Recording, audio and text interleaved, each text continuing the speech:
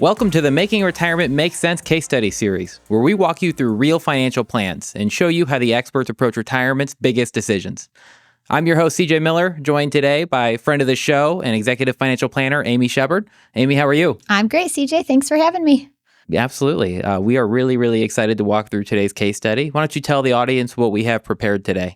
So today we are going to discuss how to decide when to claim Social Security. It sounds like a simple question, but it is anything but. There's a lot that goes into it. So that's the goal for today. Yeah, I'm really excited because we're not just going to walk through kind of the typical Social Security claiming where you're just running kind of in a silo approach of life expectancy and rates of return. We're also going to be talking about how it looks in the context of a real financial plan. And I think that's something that often gets missed because what ends up happening is when you look at anything in a silo, you might be forgetting about other aspects that it could impact along the way. Yeah. I think there's really 3 steps for us to talk through today. First is looking at it in a silo, just kind of do you have a starting point? So first we look at what should we be considering? That's step 1. Step 2 is incorporating it into a comprehensive financial plan. And then really step 3 is a common theme I feel like I talk about when it comes to retirement planning is you're trying to balance the math and the emotions. So those are really the 3 key points of this process. That's also a great point. The qualitative can be as important as the quantitative sometimes in these cases. Definitely. Every time I hear about Social Security, I always remember a friend of mine's grandparents, and they basically saved every Social Security check they ever got because they were worried. They grew up in the Great Depression. And so, that's just one example of the qualitative kind of taking hold instead of spending some of that money to live on. Yeah. Wow, that's an extreme case. But absolutely. Yeah. So we can start with step 1 if you're ready. Please do. So let's jump in. So the first thing that we do when we're trying to decide when to claim Social Security is we've got to use the raw numbers. And so we use software to evaluate that. What you do in the software is you enter in your historical earnings record. So the case that we're going to look at today is a married couple. So both worked, both have, earnings, Social Security earnings where they paid into the system. And so without going through all those details, what I have on my screen has accounted for that. We have put in all for both of them, their full earnings record, every single year of earnings where they paid into the system. And we also entered in their life expectancy. So this first step of kind of trying to get started of what to consider with Social Security claiming, the 2 key factors are your earnings record and your life expectancy. So I'll pause there. CJ, any questions from you? Not a question. I think there's a really important conceptual point that people should understand if they're using these kinds of softwares. And there's a lot of them available. I think it's really important to understand that if you're using your Social Security statement, you'll see a lot of different benefits listed. And those benefit estimates are based on the assumption that you continue earning what you're earning until full retirement age. And so one of the reasons it's important to use your full earnings history in a software like this is it allows you to forecast out what you think you're going to make thereafter. Yep. And so if you're retiring, say at 60 instead of 67, well, if you just use your Social Security statement benefit estimates in the analysis, you're overstating your estimate by quite a bit typically because it's going to assume you work an extra 7 years. That's a really good point. I'll add another common question that I receive from clients is, hey, how come the estimates you're showing of, what my benefit's going to be at 70, that doesn't show what my statement has a different number? And the reason for that, part of it is what CJ mentioned, that, when you're entering in the year by year earnings, you can be precise. You can say, what do you expect to actually earn moving forward? Maybe that's nothing at all. Maybe that's going part-time, whereas the Social Security statement is going to assume your most recent earnings continues until full retirement age. But also, when we're using, the software, it assumes a rate of inflation. And so Social Security benefits for those collecting benefits, they get an inflation increase every year if there is one. And so the software assumes, in our case, we use a 2% rate of inflation. So it assumes benefits increase by 2% every year, whether you're claiming or not. And so the Social Security statement doesn't include any future inflation, whereas the software does. Great. Yeah. So in this example, kind of starting high level, there's 4 different potential outcomes here. So really the software runs thousands of combinations for this couple. And then I have it summarizing, 4 common potential claiming strategies. The suggested strategy, that's the math. That's the software saying, hey, based on the earnings records for these 2 people and based on the life expectancy you provided, which is, 85 for one, age 90 for the other, the suggested strategy is for them to wait until 70. So each claim at 70, if they live till 85 and 90, that is lifetime benefits of, $1.5 million. Any questions or comments from you, CJ? Well, when you say the lifetime benefit is $1.5 million, I think, not to get too wonky into the details of the software, but it's really important to know when you're using these softwares, well, what is that 1.5 million? Is it the cumulative benefit where they're just listing each year what you're going to get and adding it up? Or are they using a present value? And so in this case, they're using a present value. So it's basically saying that if you took the present value of all the future cash flows, what would that amount to? Correct. And that's really important because $1 today is worth more than $1 tomorrow. Yeah. So in cases where you delay your benefit, you have to factor that in. You can't just do the arithmetic and say, what's the break-even point? You've got to apply some kind of discount rate. That's really important, yes. So, and that is factored into these different scenarios. So it's really helping give it more of an apples to apples comparison rather than apples to oranges. So that's the suggested is, wait till 70, 1.5 million in, present value dollars. The first alternate here is what the potential lifetime benefits would look like if each of them waited till their full retirement age, which for both of these people is age 67. And again, same life expectancy. The second alternate is, well, what if one claims early as soon as they can at age 62, and the second delays till age 70? That is the second alternate. And then the earliest strategy is what it sounds like. With Social Security rules, the earliest you can claim your own benefit is age 62. And so the earliest strategy shows if each of them were to claim at their respective age 62, what would the lifetime value be of those benefits? So those are really common questions we hear from clients. Like, if we maximize by delaying as long as possible to 70, what does that look like? What if we do full retirement age? What if one of us goes early and one of us delays? Or what if we both go early? So this summarizes what those decisions look like. Absolutely. One of the things I love about this software, which is called Social Security Timing, by the way. So thank you, Covisum. But if you scroll down a little bit on this, there's a break-even chart. And I think this is a fantastic visual. Can you walk us through what this is showing? Yep. So what this allows you to do is really, visually see, different life expectancy, different claiming decisions. So I'll give an example. So what if one spouse has longevity on each axis? And so if we want to say, well, what if this spouse here on the bottom lives till 90 and the other spouse only lives till 85? Well, we can start at 90. We can move up to, the line where it shows the other spouse at 85 and it's in the blue. And so that tells us, well, based on those combination of ages, the blue strategy, which is the suggested waiting till 70, makes most sense. You could also use that break-even chart to say, well, what if, one dies really young, unexpectedly, maybe at 75, but the other spouse makes it till 85? Well, then that puts the optimal strategy in the red. And the red strategy is, one claims early, one delays till 70. So it's a way to just kind of evaluate based on different life expectancies, which strategy may make most sense. And remind us, Amy, what is the current age of these sample clients? These are some young retirees. So they are both right around age 60.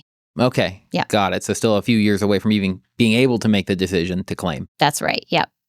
So that is step one, wrapping it up. Step one is put all the information in the software and kind of spit out those Social Security outcomes in a silo, irrespective of their overall plan. Just what does the math say based on the different strategies that are available to them? The next step is now we take these different Social Security strategies and we actually embed them into a comprehensive plan. And so where I typically start is I'm going to use the suggested strategy. One of the things we're always planning for or trying to manage in retirement is longevity risk. And with Social Security, the longer you delay, the better outcomes if you live a long time. Social Security is a unique income source in the sense that it increases with inflation. And so if inflation is high, your benefits go up. The longer you live, the more benefits you have. And so we start there with the idea that, one of the greatest risks in retirement is that you live a long time. And so if you live a long time, delaying Social Security usually makes more sense from a math perspective. Any comments or questions from you, CJ? Oh, just that it's often said that Social Security is the best, quote, annuity money can buy. And I tend to agree with that because of the inflation protection that's embedded within it. Now, you've also been paying for it for a long time. And so, there are cases where claiming early makes sense. And we'll talk about some of those, potentially in a minute. But I think just psychologically, everybody should be asking the question in the context of their full plan, why are you claiming Social Security in the first place? And oftentimes it's not to maximize wealth. It's to hedge against some of these other risks in retirement, which are things like longevity risk, which I hate to call it a risk because, who doesn't want to live longer, right? Assuming you're healthy. And but even, inflation risk is something people talk about. Market risk all the time in retirement. Inflation risk can be just as big a hamper on it. And so having inflation protected income is such an advantage. I think about it almost like insurance, which is how the program was designed in the first place. And so, you can run strategies where if I cut your auto insurance in half because you reduced your limits, it's going to make your financial life look better on paper, but you're taking a lot more risk doing that if you get into an accident. And I think the same thing about claiming Social Security too early. Yep, I would agree with that. So let's talk a little bit about how we apply the Social Security numbers to this client's plan. First, I'm just going to share a little bit about the clients. So this is a married couple. They retired this year in 2025. So you see they had some earned income, but then starting next year in 2026, they're not going to be working. And there's this zero that you see in blue, which just illustrates they have no pension income. They have no earned income from part-time work. They have no annuities. They have no Social Security yet. But if we move over, as time goes on, what we did was as each of them turns age 70, you see Social Security benefits start for them. And so, the first one turned 70 in about 10 years, still a ways away. And then the next one turned 70 in about 13 years. And so the first year of benefits that we enter into their plan is a partial year. Neither of them will turn 70 in January. So they will have, halfway through the year, their benefits will start. They get a partial year the first year. And then when they're 71, that's the first year, they get a full 12 months of benefits. So that's where we start. We add it in as an income stream starting at each age 70.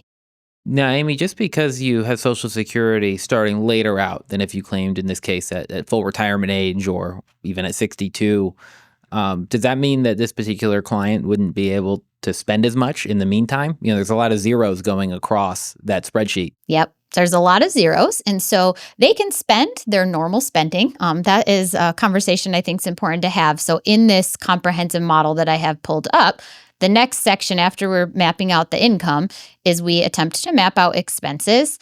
And for this client, if we were to add up all the different line items in their budget, excluding taxes, they're spending a little over $8,000 a month. And so for them, what happens is during these years where there's no income, they're delaying Social Security and they're not working, it means they're taking more from their portfolio at that point. And so we can actually quantify that.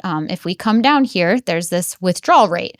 And you see in these early years where there's no Social Security benefit yet, they're taking out 6% from their portfolio every year. There's a jump in 1 year up to 11% because they have a vehicle purchase planned there.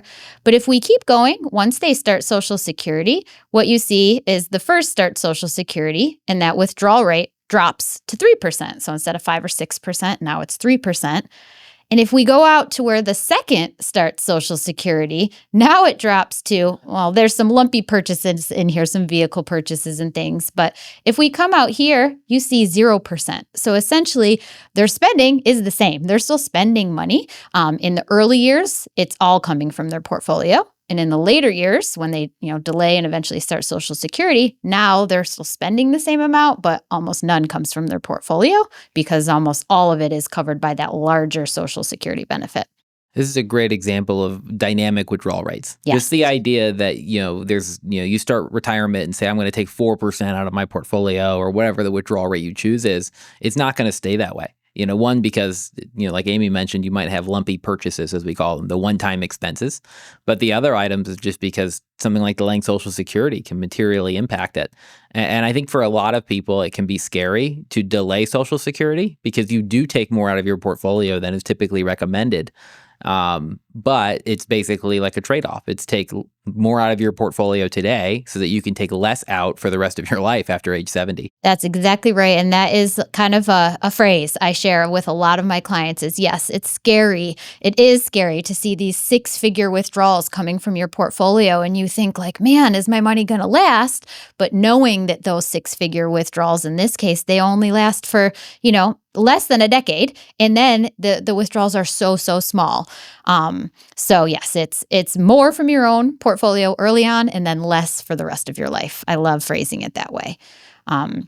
Something else I like to show how we evaluate Social Security is in this example. So we're delaying till 70. We apply that to their personalized plan. But then we calculate something called a fundedness ratio, which basically is calculating, do you have enough money to fund all of your future withdrawals? And so I'm going to walk through this one. What this is saying is that this client needs about I'm going to round $1.2 million to fund all of their future withdrawals. And that factors in the dynamic withdrawals we just talked about. Big withdrawals early on, small withdrawals later in retirement. They need $1.2 million. If they had $1.2 million and, they averaged about 4% throughout their retirement, they would have 100% of what they need. If they had 1.2, that's what they have. That would cover all their future expenses. But fortunately, this client has more. They need 1.2 million. They have over 2 million, which means they have 176% of what they need. They are overfunded. They have plenty to cover all of their expected withdrawals in retirement, plus plenty of cushion, which cushion is a good thing because we never know, what life's going to throw at us. But that's one of the ways that we evaluate this Social Security option is we put in the age 70, we see what the fundedness is, and then we test other claiming strategies. So if they were to claim, both at 62, how does that impact the present value of their Social Security lifetime benefits? But then also, how does it impact their lifetime fundedness ratio? Yeah, I really love this test. It's one we use a lot, and you'll see it on several of our videos over time. And one of the reasons I like it is because it's almost like a lifetime withdrawal rate. Something you mentioned when we were looking at Social Security timing, which we will go back to in a little bit, is apples to apples, right? You have the ability to look at the benefits listed and they're all present value, on the grid there on the right. And the fundedness test is very similar. It's not just about adding up your lifetime withdrawals. It's about looking at them as if they were in today's dollars too. And giving you that apples to apples comparison. And this is just a great way to do that. Yep, exactly. So that's what it would look like if I, presented this to the client and I said, hey, the math says if you live a long time, both of you delaying till 70 makes sense. And then I said to the clients, I applied this to your plan. Are you comfortable taking, large withdrawals for the next decade or so? And then knowing you take, smaller withdrawals for the rest of your life. Sometimes the clients say, that sounds great. I like that plan. Other times they say, oh, that sounds really scary. Like the idea of pulling 6 figures from our portfolio for the next 10 years and pushing Social Security out. I don't know if we're comfortable with that. And in this case, these clients said, does it mess up our plan if we start at 62? And I said, well, let's look. Let's see what that looks like. And so we took this earliest strategy of both of them claiming at 62, and then we plugged that into their plan. So what I have on the screen here is all the same information. They're still retiring in 2025, no income moving forward. They're still spending about $8,000 a month. But now Social Security is starting at 62 for each of them. So for the first, that's next year, right away. They'll turn 62. The next will turn 62 a couple years later. And how does this impact their plan? Well, one thing it does is it does reduce their early retirement withdrawals. So instead of taking 5 or 6% out in the early years, it's like 4%. So that's one change, maybe a little less scary. It also does impact that fundedness calculation. So the one we just looked at was 176%. In this example, the fundedness drops. It's 159%.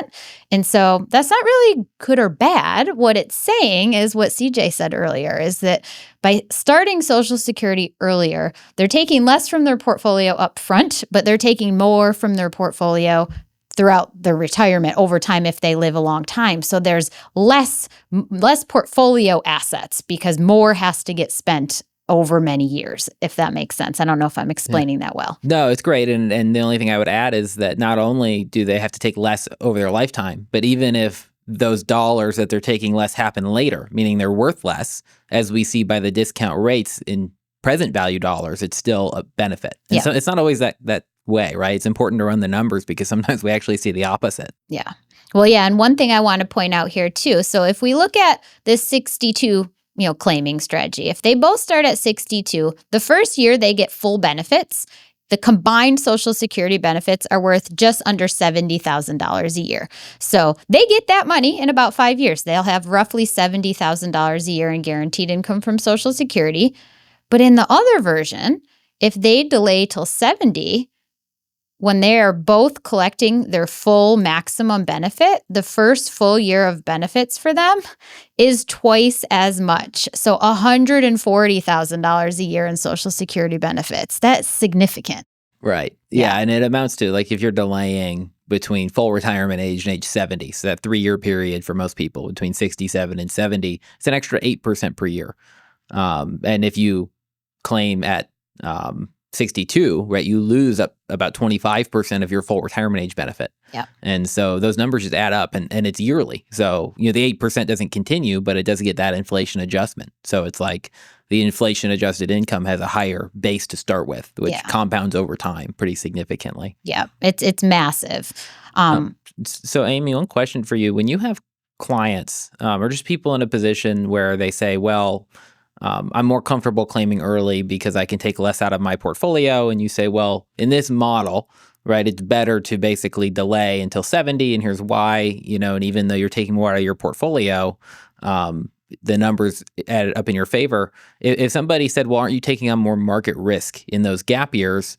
How do you account for that? Because it is true, right? Yes. You have more in risky assets that you're living on in the meantime. What do you do to navigate that? Yep. So it is potentially more risk. The way that we navigate that is during those early years where there's zero income. And again, $8,000 a month, give or take, of spending plus taxes. So this client essentially needs about $110,000, to start their retirement. It goes up a little bit every year with inflation.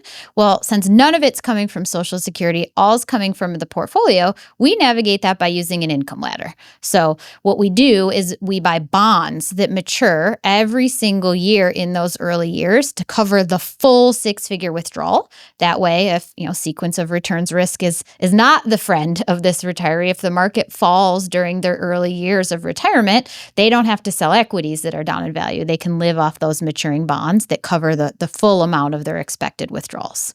Yeah. And for a lot of our clients, it's worth the risk of that front end risk, and being able to have the bond ladder really mitigates that, significantly. Yep. Obviously, there's no guarantees about future market environments. That's why there's a risk premium for equities in the first place, is because the returns are not guaranteed. But all the more reason to maximize the guaranteed return of Social Security.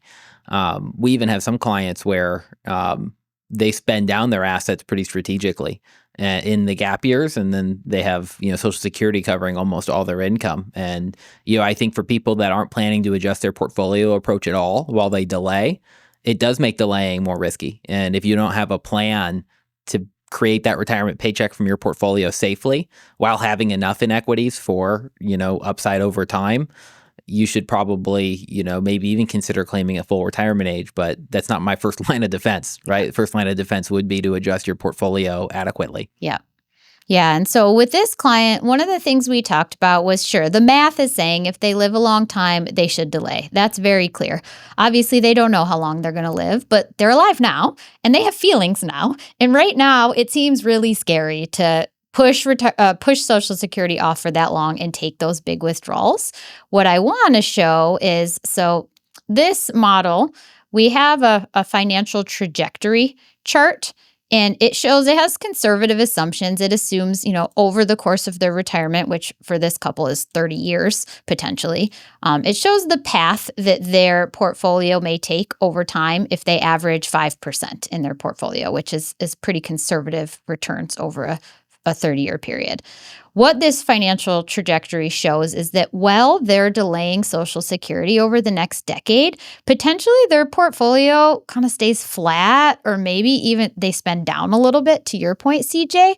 But then they get to this inflection point out here where they delayed Social Security till 70. Now they have $140,000 a year of Social Security income. Their portfolio at that point is kind of like cherry on top money. And you see this big spike. Well, I showed this to them and they were like, well, Amy, we don't really care about having $4 million when we're 90. I agree with them 100%. For most people, that's the case. Most people don't want more money when they're 90 compared to now, but they do want peace of mind. And so for this client, what we looked at was, well, what if we meet in the middle? What if we don't delay till 70? Don't start at 62 for both of you, but one starts at 62. The one who turns 62 next year. The other delays until age 70. How does that change things? And that's a third scenario we put together. So, one starts next year at 62. The other does plan to delay till 70, at least as of right now. You see that happening here. And how does that change that financial trajectory chart? Well, it doesn't have a dip right up front. It shows it kind of more just it's not as steep of a flat or, not as flat of a line, not a dip down. It does show potential growth over time. They looked at this and they liked this better. They said that just feels better. It feels better to know we don't have to rely 100% on our portfolio right away. We can start Social Security for one, and then the other, we could just keep talking about it every year. Sure, we'll plan to wait till 70, but a lot can change over the next decade. What if there's some health changes? What if their goals change? You can revisit the Social Security decision on an ongoing basis. Just because you plan to wait till 70 doesn't mean you have to.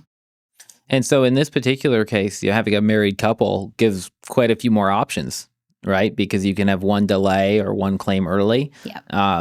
In this case, was it the lower earning spouse, the one with the lower Social Security benefit that claimed early? It is the lower earning spouse. Both of these people worked and both had pretty healthy earnings during their working years. But yes, it just so happens that the older spouse turned 62 first, but has slightly lower earnings. And so there's an additional benefit there by having the older spouse claim right at 62. It accomplishes their feel-good goal of not having all that money come out of their portfolio.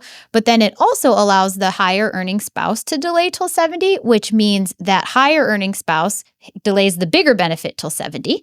And if that higher earning spouse is, the one that eventually passes away first, that bigger benefit that they delayed is what the surviving spouse gets to keep. So the surviving spouse who started at 62, if they're the one still living, their smaller benefit stops and the bigger age 70 benefit from the higher earning spouse will continue. So it accomplishes two goals in that sense. Absolutely. And what I love about using the financial capital trajectory chart here is it demonstrates that this isn't a make or break decision. Like sometimes it feels like these irrevocable decisions, like when they claim Social Security, just feels so heavy. Yeah. But the reality is for, many people, at least clients that we work with, a lot of the time they can afford to claim early if they want to, even if it, is against our typical advice, and there can be preference reasons to do that. Now, if somebody's watching this and maybe made a rash decision that they regret about claiming, are there ways where they can, you already mentioned, potentially waiting or deciding on a regular basis.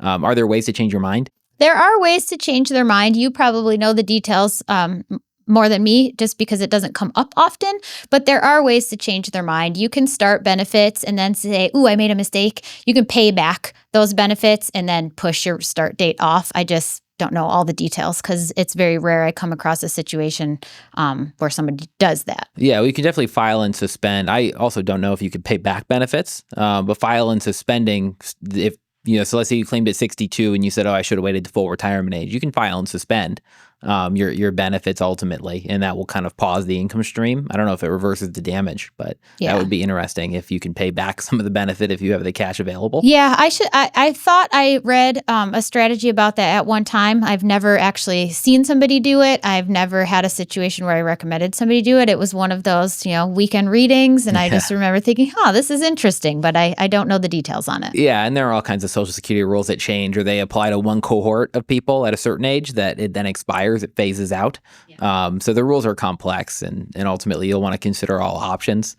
Interestingly enough, there's also a course of action for people that delayed that wish that they had claimed sooner. So maybe you get some bad medical news or something that changes your thinking. You can actually apply for a retroactive benefit. It's up to 6 months. And so let's say you claimed at 69, you could say, hey, I want 6 months back pay, basically.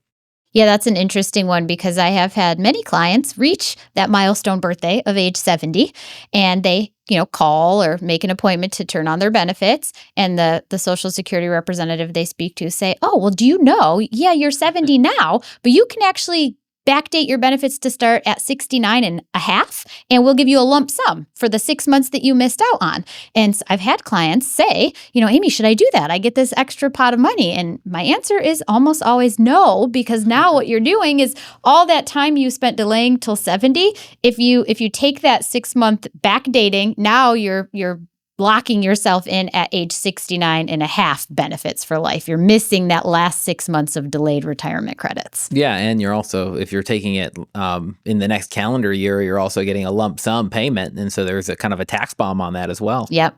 Really good point. Yes. So one of the other benefits to delaying, on an ancillary basis is you have lower income for something like a Roth conversion strategy. I don't know if that applied in this client's case, but, when you're running these plans for just in general, do you typically try to put it all together and not just look at it like we've talked about in a silo? Yep, we do. That is part of that comprehensive model. So one of the things we just looked at today is how does it impact fundedness? How does it impact your withdrawal rates, year over year, and your lifetime withdrawal rate? But yes, we do also factor in a Roth conversion strategy, even an IRA withdrawal strategy, like by starting Social Security early. Sometimes what you're doing is you're minimizing what we call the opportunity zone. Like this client has several years of no income where they could take IRA withdrawals, they could do Roth conversions, they could realize capital gains. So yeah, that's an important part of the strategy too. Yeah, a lot of people think that their Roth conversion years, their opportunity years end when they claim, when they have required minimum distributions. And when I started in this business, the age was 70 and a half. Then it got moved to 72. Now for some people it's 73 and for some it's 75. But what we find a lot of the time is that it's not just hitting required minimum distribution age that prohibits Roth conversion viability. A lot of the time it's Social Security claiming. Yep. Because, in certain cases, if your income's low enough, you don't pay full tax on Social Security. And so the conversion, you pay the income tax on it and you pay more tax on the Social Security benefit. Yeah. Yeah, I would say, most of the time, that opportunity zone is like when you retire to when you start Social Security. That's when you really have the maximum opportunity for some of those long-term tax strategies. So this has been super useful, just walking through kind of a variety of different implications of claiming early. I'd love to spend a little bit of time talking about why somebody might claim early versus delaying, because delaying is what a lot of advisors talk about. Yeah. And we do see cases where sometimes it doesn't make sense. And there's been a lot in the news about claiming benefits at 62. It's actually really interesting statistically. Since 1998, the percentage of claimants each year that is delayed to age 70 or to full retirement age has basically gone up. So people have been delaying more and more since 1998 until 2022. And since 2022 is starting to dip back down. And so, I still think it's important that people talk about delaying and we educate the public on it, because still to this day, most people claim early. You don't have the highest percentage of people delaying. Dana and I just did an episode about this, doing a deep dive on kind of Social Security in general. But when it comes to, cases where it does make sense, I think there's a few. We've talked about longevity. And so I think, your life expectancy is probably the biggest driver For of sure. why you might claim early. Would you agree with that? I definitely do. The few instances where I have recommended somebody claim early, it is unfortunately usually due to a health issue. When longevity is no longer the thing we're planning for, it's, there's a terminal diagnosis or some significant health diagnosis that no longer supports the math of delaying. It just makes sense to take benefits as early as possible because there's a much shorter life expectancy we're planning for. Absolutely. Always troubling in those cases, but we Yeah. have to act prudently, and sometimes that's why we're here to think about the financial matters so that they can think about the more important things. Yeah.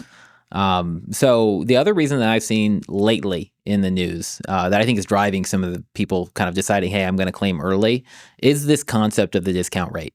And I hate to get back to the hyper technical, as I think it's less useful, but it's really important because people are going to read more and more about this over time. And so in this software, the Social Security timing that we've been using, we're using a 3% discount rate. So it's basically a 2% inflation rate and a 3% discount rate. It's saying you're earning 1% after inflation on your money. Well, a lot of people's portfolio has earned more than that. And so there's this school of thought that basically says, well, instead of using a low discount rate, which would be, the return you'd get on a safer investment, like what Social Security is supposed to replicate, let's use what your portfolio could actually earn, which could be closer to 5 or 6%. And, I'm curious, Amy, if you change this to 6%, why, what that might do to the claiming strategy.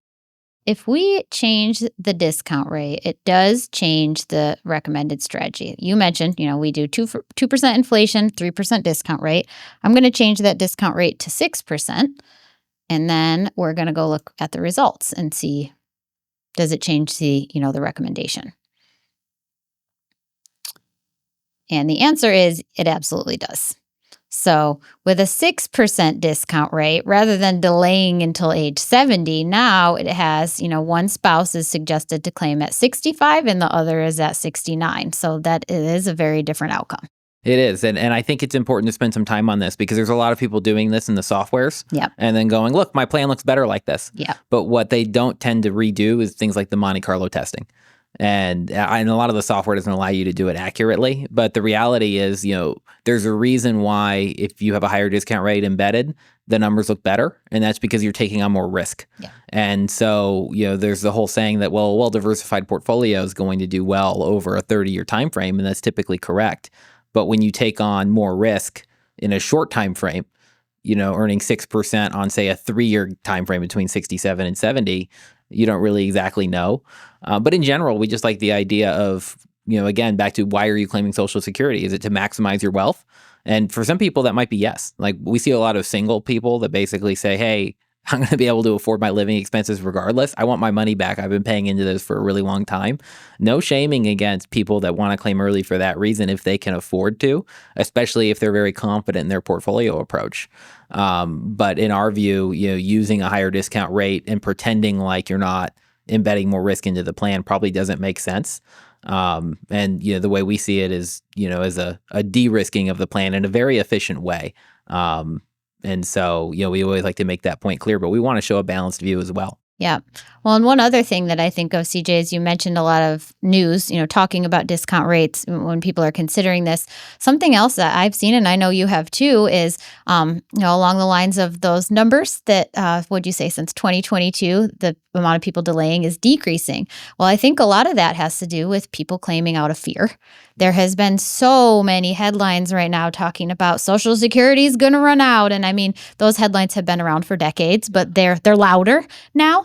And so a lot more people are choosing to file early out of fear, not based on the math, not based on their goals, but just truly out of fear that if they don't do it now, they're going to miss their chance. And so that's causing, more people to claim early. It's causing the system to get backlogged. I know people who have been, filing for their benefits at an age that is supported by their plan, and they're seeing that it's taking, 90 days to get their benefits approved or processed, whereas it used to only take 30 days. And so that's an interesting trend as well, a frustrating one from a financial planning perspective. Yeah, and I think that'll just get worse as the policy risk basically plays itself out. And I don't want to say plays itself out because there will always be policy risk with Social Security. Yeah. We don't want to ignore that fact either, that ultimately these benefits aren't actually guaranteed. They're contingent on the government refunding the program in 2032.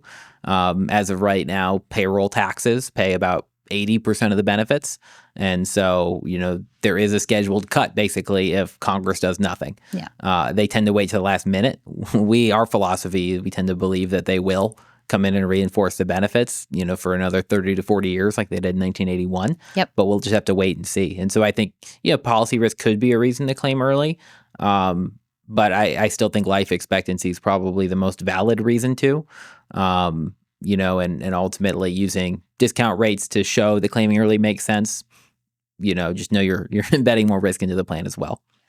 And, the other thing about this particular client, this Social Security benefit was their only income not from the portfolio. That is correct. This is a couple who neither has pensions. They don't have any annuities at this time. They may decide to purchase one in the future. But yes, that is true. Yeah, and that's the case for many, many people. I mean, corporate pensions are a thing of the past for many, the majority of people. And so, just the new age of retirement, I think with Social Security being an accessible way to get lifetime income, it's almost like a separate asset class that because it hedges against that longevity risk, and it hedges against market cycles we haven't seen before. There's a whole host of risks embedded when you have a capital market portfolio that it's nice to supplement with Social Security, back to diversification and trying to check as many boxes as possible in a retirement plan.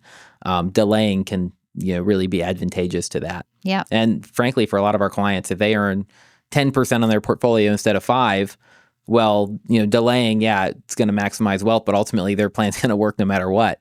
If they earn, say, negative 2% in some kind of worst case outcome, well, delaying Social Security will look even better by comparison. Yes. Yeah. So it's about optimizing in the worst case, not necessarily the average or the best. I think that's a really important point because we're retirement planners. We are trying to make conservative assumptions. We want to, I use the phrase, plan for the worst and hope for the best. It's not exactly that. We're not planning for the worst, but we're planning for what if things don't go well. Maybe it's not the worst. Maybe it's not the next Great Depression. But what if you retire and enter into, a period where the stock market is down and the economy is not great and inflation is high? Like, we want to make sure that our clients are protected from those things that they can't control. And so that's why we are using more conservative assumptions. Yeah. And for people that maybe don't have that asset level where, they can live off of, say, 50% of their retirement income can come from their portfolio. If maybe, let's say, 80% of your retirement income is going to come from Social Security, I think there's a common rule of thought that is, well, then you should claim early for sure, right, to get that money started. I actually think the opposite. I think it's better to manage a spend down for a lot of those people when it makes sense. And maybe you have a lot less at the end when you claim Social Security, but then you have something that is not tied to equity market risk for the rest of your life to live on. Yep. And that's going to cover, 8 out of every $10 that person needs to spend potentially. Yep.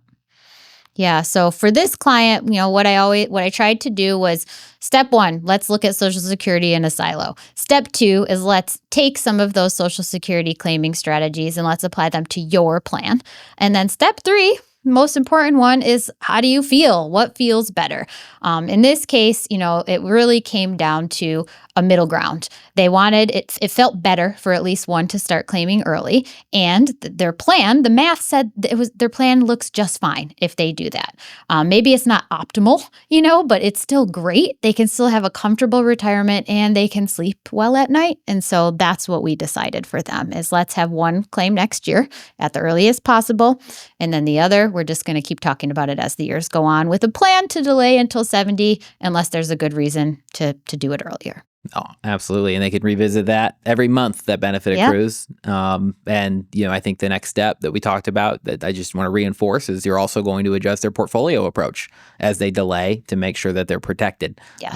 And so you're not assuming that they're just going to keep doing the same thing on the portfolio side. It all integrates. It does. That's a key point. I heard somebody once say that this process, comprehensive retirement planning, it's like a big bowl of spaghetti. You have a big bowl of spaghetti, you put your fork in and you twist the fork around, and not just one noodle moves, they all move. And that's what happens here. If you change your Social Security strategy, well, you also need to change your portfolio strategy. It's all connected.